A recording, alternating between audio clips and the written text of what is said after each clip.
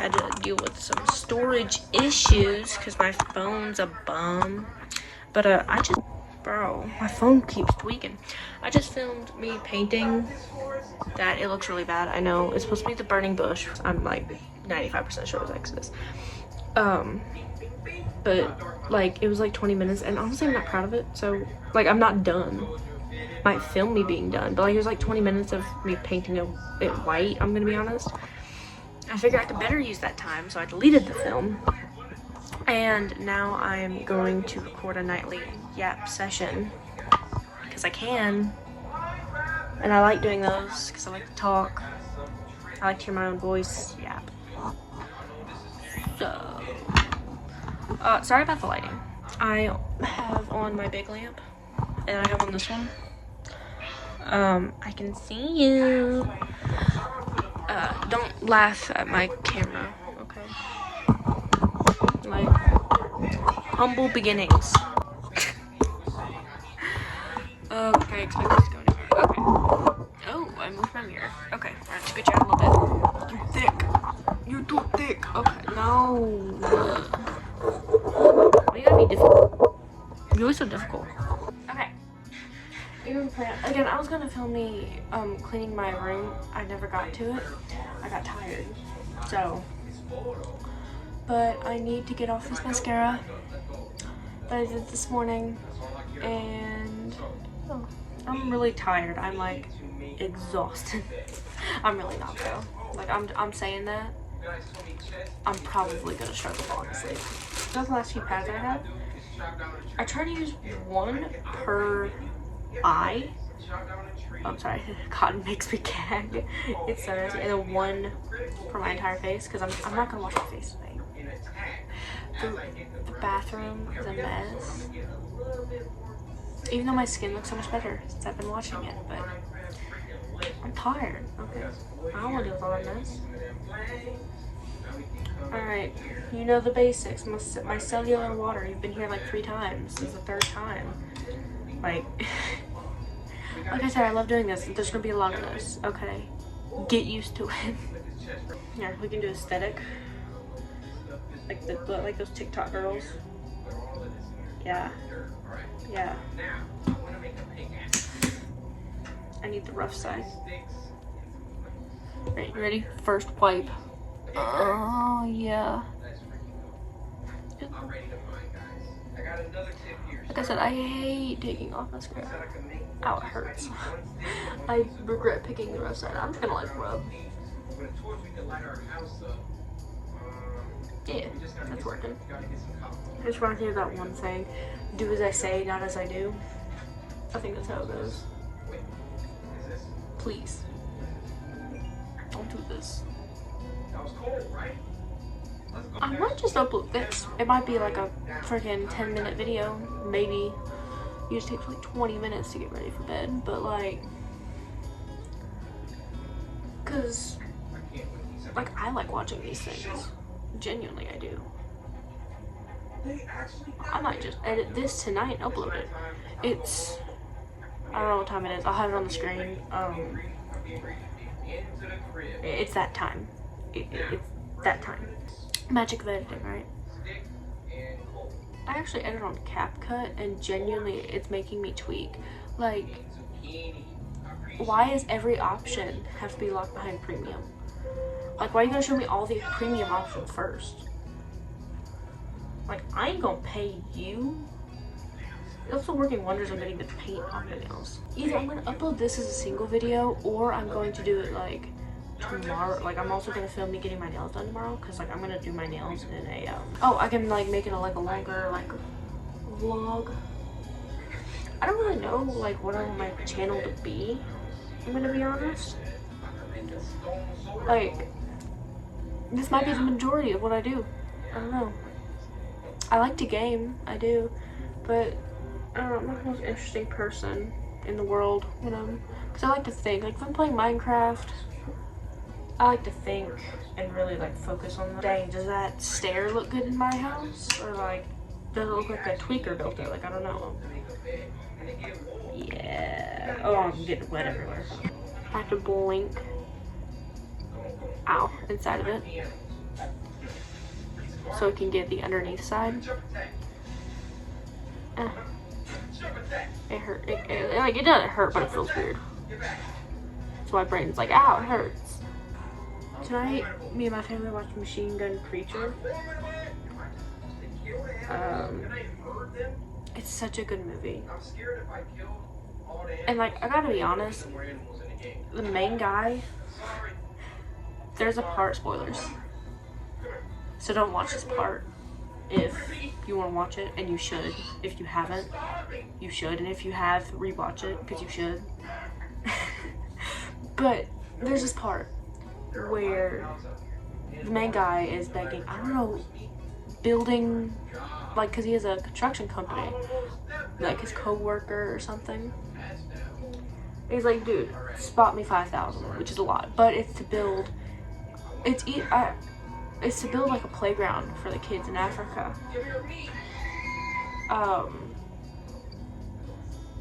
And he was like, dude, $5,000? Do you see people, like, their jobs, like, making, let's be honest, excuses, because this dude is uber rich. And then after that conversation, he was like, listen, I'm having a dinner party. Why don't you come down? There's gonna be some salsa and everything. This is when he found out how uber rich he was.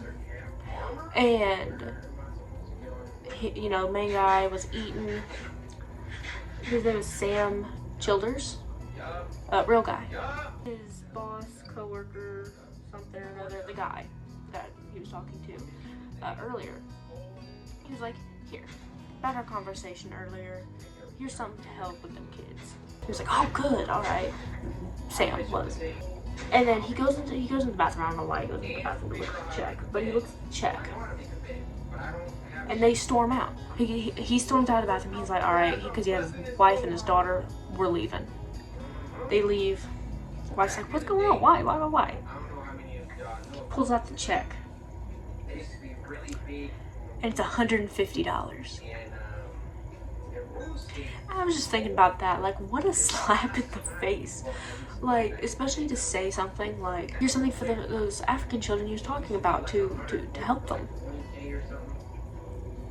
Because, like, Sam showed him pictures of these kids. It was bad. And these, like, it's real. Like, this stuff happens. It's not just in the movies. Like, so I said that because, like, sometimes the way I talk, it sounds like I'm making fun. I'm not. I don't know. I'm kind of mixed with Sam in the movie. I gotta clarify that. Because, like, he kind of goes crazy. Like, and I can see it because, like, he was over there basically fighting a war. Like, he's seeing these kids. I mean, it's rough. It's rough. I don't even know if I'm going to keep this in the video, but it's rough. Like, he has war PTSD, basically. And then he comes home, and, like, his daughter says she wanted a limousine for her formal, and he's like, no, we're getting money for them, the African kids, like, the orphanage. We need to save money for that. And she starts boo-hooing. Mind you, she's like, I don't know what age a formal is, but she's over the age of like 13. So, like, wild. And she said, you love them black babies more than me. The audacity. The audacity. Now he does, like I said, he gets, I don't know, like, you have a family back home. What he's doing is great, but also he gets so upset with the people who's engulfed in their own lives, which, I mean, people who've never been seen other places, like seen that, they get caught up in their own lives, and they don't think about the horrible things. I mean, me and you did that a lot. We take things for granted, like everything for granted. But if you have a family, you gotta provide for your family first. If you have a family, you have to provide for your family first, and then anything extra you give there, and you put your extra time there. But you can't put your your family, your immediate family, on a back burner, even if they live a privileged life. Because like that girl, she needed her dad. Comes a point where there's nothing left to give. I think they even said that in the movie. And I don't know that, because I mean, he even like, since he was so full of hate and anger from these people back at home, he was like letting that out on the kids in Africa. So it was like reverse. It's like, what are you even doing at that point? If you're going to be full of hate for these, like, with these kids, because like this one kid, he was pouring his, I don't know what it was pouring like something out of a teapot, and accidentally spilled it on his arm, and he flinched and like punched him back. And it's not like it was, didn't even like do that. I'm so sorry. Are you okay?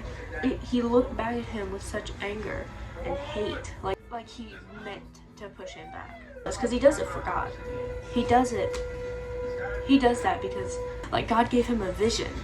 He was like, you gotta build this orphanage, you gotta build a church, and then you gotta build at your, like, cross street at your house, by your house, and then you need to build this orphanage. And I forget what the place was called, but he was doing this because God told him to, because it was right. And he fell, because that all happened after his friend died. He died of an overdose, and Sam thinks God had left him. Why doesn't God save these children? Why didn't he save Donnie, his friend that died? After that, he let hate in. He was angry. And like that took away, because then he wasn't doing it with, like, walking with God to do this great thing. He was doing it by himself. And humans by themselves, clearly, they can't do anything right. So the guy, after that, he was in a bad spot. He was in Africa. He was thinking, why did I do all this? All this for what? I mean, if you watch the movie, you know what part I'm talking about. He's in that shack and he's contemplating some heavy things. And then a little boy knocks on his door. And he said, he walks in, he sits there quiet for a while. They're both quiet. It was the boy who he burnt his arm. Burnt Sam's arm. Walked in and he reminded Sam. I forget what he said, so I can't correctly convey it. But it was something along the lines of something like, if you let hate in, like what I've been saying, before I got it. If you let hate in, I forget what he said. I really do. It brought him back to what really mattered. That, like, God is faithful. He was reminded that he's doing this for a reason. It's not just himself. And it's not just himself who can do this alone, because he tried. And he kind of, you can tell in one of his sermons, whenever he's back, because whenever he's at his house, he's home, he does Sunday service. He preaches there, machine gun preacher. And you can tell that he feels the pressure of doing it all alone. Like, nobody's supporting him because he can't get the money. His wife is kind of angry at him for, like, every chance he gets. Every time he goes there, he spends no time with them. He does not support them. And his daughter is angry with him. And you can tell, like, the pressure's really getting to him. Saying here is that you feel led to do something, and you start it, and you feel discouraged. Like, if you do something good, you can't do it alone. You can't do anything alone. And I don't even mean with a person. I mean, you can't be alone in the fact,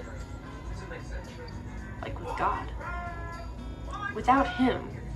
Because even people who aren't Christians, they don't go to church, they don't believe in Jesus, God is still with them, like protecting them, and he still loves them. Like, I mean, he died on the cross for those people. You can't be alone. You can't do anything alone. You need God. You need Jesus. Sometimes you need a friend. You need somebody there to help keep you in check. That kind of gets me to this point of yapping. Kind of got deep there for a second, but I'd like something from you. I have a request that you be praying for everyone who is in a situation like that in a third world country, who is, I mean, their villages are being burned, the children are being abducted, and I mean, men, women, children, they're all dying, being tortured. Like, that is happening right now. And just pray for simple comfort. Like, God will perform miracles. All it takes is a simple prayer. One prayer can and will change a lot for a singular person. So those people are suffering, and not like us. I am not suffering, like, at all. Not compared to them. They really need prayer. So I'm asking you that you pray for them. Well, I'm done. I'm done talking. Just a simple prayer. It doesn't need to be long or extravagant. Just a simple prayer. That'll.